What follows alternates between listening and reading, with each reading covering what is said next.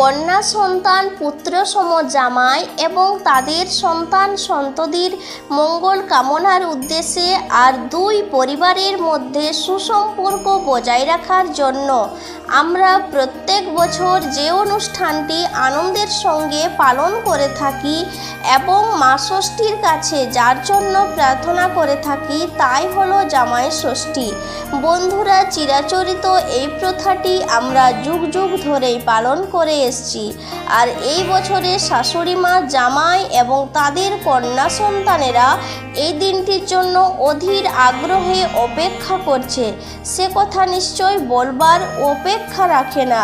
বন্ধুরা, আজ এই ভিডিওর মাধ্যমে আলোচনা করব যে এই বছর 2024 সালে অর্থাৎ 1431 বঙ্গাব্দে এই জামাই ষষ্ঠী কবে পড়েছে, জামাই বরণে শুভ সময় তথা অমৃতকাল কখন পড়েছে এবং কিভাবে জামাই ষষ্ঠী পালন করতে হয় যাতে দুই পরিবারের মধ্যে সুসম্পর্ক বজায় থাকে এবং সন্তান সন্ততির সার্বিক কল্যাণ হয়, এই সমস্ত কিছুই এই ভিডিওতে বিস্তারিত আলোচনা করব।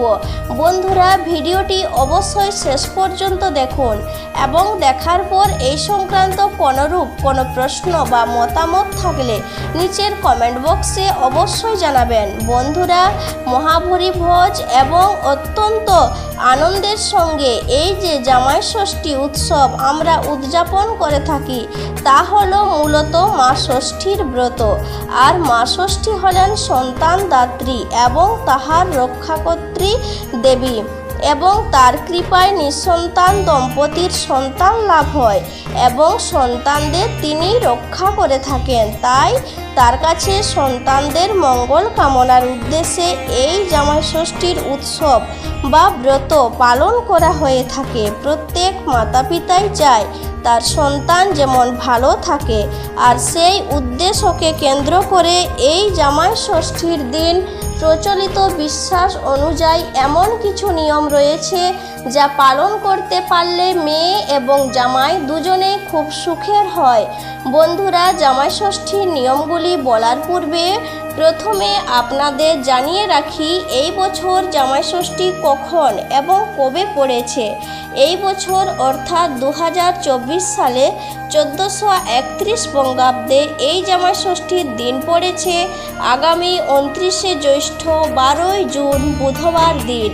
জামাই ষষ্ঠী তিথি শুরু হচ্ছে আগের দিন 28শে জ্যৈষ্ঠ 11ই জুন মঙ্গলবার সন্ধ্যা 6টা থেকে এবং ষষ্ঠী তিথিতে থাকছে পরের দিন বুধবার রাত্রি 7টা বেজে 26 মিনিট পর্যন্ত। তাই উদয়া তিথিতে অনুসারে এই জামাই ষষ্ঠী এই বছর 12ই জুন বুধবার দিন সম্পন্ন হবে। জামাই ষষ্ঠীর দিন জামাই বরণের শুভ সময় যাকে বলা হয় অমৃত যোগের শুভ মুহূর্ত, সেই সময় কালটি হলো বুধবার সকাল 7টা বেজে 40 মিনিট থেকে সকাল 11টা বেজে 14 মিনিট পর্যন্ত এবং দুপুর 1টা 55 মিনিট থেকে বিকেল 5টা 29 মিনিট পর্যন্ত শুভ সময়।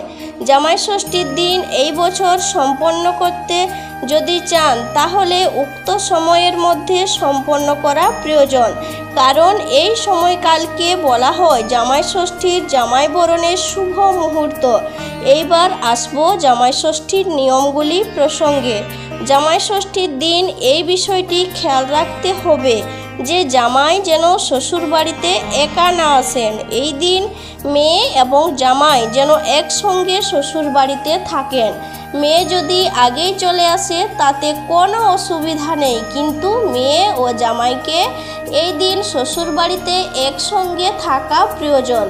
দ্বিতীয় যে বিষয়ের কথা বলবো তা হলো জামাই ষষ্ঠীর আগের দিন ঘরের ঈশান কোণে একটি তামার ঘটিতে জল, তুলসী পাতা অতি অবশ্যই দিয়ে রাখুন, কারণ পরের দিন অর্থাৎ জামাই ষষ্ঠীর দিন যখন জামাই বাড়িতে আসবে তখন ঈশান কোণে রাখা এই জল মেয়ে জামাই এর ওপরে ছিটিয়ে দিন। এই প্রক্রিয়াটি গঙ্গা জল দিয়ে করলে শুভ ফল পাওয়া যায়। যদি আপনি আগের দিন রাত্রে ভুলে যান বা না পারেন কোনো কারণে, তাহলে জামাই ষষ্ঠীর দিন এই ঘটিতে কিছুক্ষণ ঈশান কোণে জল রেখে এই প্রক্রিয়া করতে পারেন। জামাই ষষ্ঠীর দিন প্রথমে যে বিষয়টি করা প্রয়োজন তা হলো যারা যারা এই প্রক্রিয়ায় অংশগ্রহণ করেছেন তাদের প্রত্যেকেই কিন্তু স্নান পর্ব সেরে নেওয়া প্রয়োজন। স্নানের পর এই জামাই ষষ্ঠীর প্রক্রিয়া প্রয়োজনীয় উপকরণগুলি সংগ্রহ করে নেওয়া প্রয়োজন। প্রথমে একটি ঘটে জল ভরে নেবেন। যদি গঙ্গা জল হয় তবে খুবই ভালো। ঘটের উপর স্থাপন করবেন একটি আম্রপল্লব। এর সঙ্গে সংগ্রহ করতে হবে একটি তাল পাতার পাখা এবং যে কোনো একটি হাত পাখা, সামান্য ধান, দূর্বা এবং কিছু ফুল।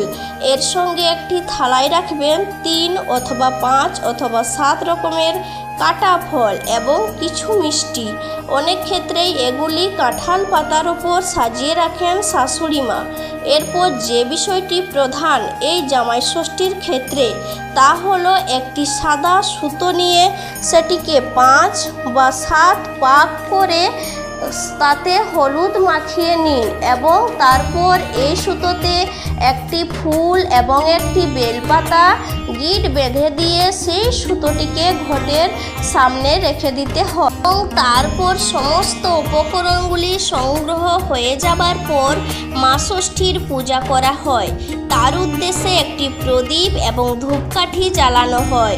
তারপর জামাই এলে তাকে বসিয়ে সেই সাদা সুতোটি হাতে বেঁধে দিয়ে শাশুড়ি মা পাখার হাওয়া দিয়ে বলবেন 60 60 60 এবং তারপর ধান ও দূর্বা দিয়ে আশীর্বাদ করেন। এই ফুল এবং বেলপাতা দিয়ে সুতো বেঁধে দেওয়ার অর্থ হলো তোমার সঙ্গে আমাদের পরিবারের বন্ধন এবং আমার মেয়ের সঙ্গে তোমার বন্ধন সারা জীবন যেন অটুট থাকে।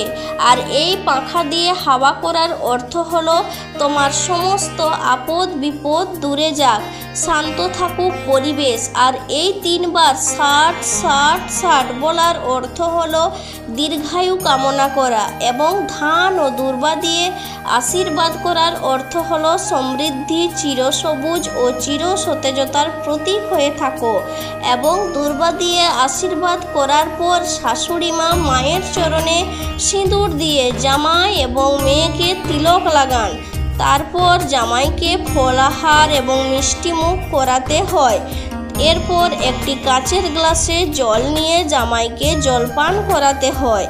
তারপর জামাইকে একটি উপহার প্রদান করতে হয়। যদি জামাইকে হলুদ রঙের কোনো জিনিস উপহার হিসেবে দেন সেটি অত্যন্ত শুভ হিসেবে গণ্য করা হয়। এরপর জামাই শ্বশুর শাশুড়িকে প্রণাম করেন।